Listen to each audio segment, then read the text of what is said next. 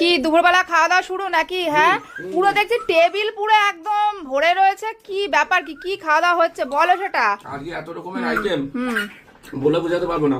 আচ্ছা, কি কি গো, কি দেখা পেঁয়াজকালি আর আলু ভাজা, পেঁয়াজকালি আলু ভাজা, আর সাথে কি আছে? এটা কি কি এটা মাছ? হচ্ছে খয়রা মাছ, খয়রা মাছ কাতলা ভাজা, মাছ, কাকলে সব মাছ, সব মাছ ভাজা একদম ভাজা।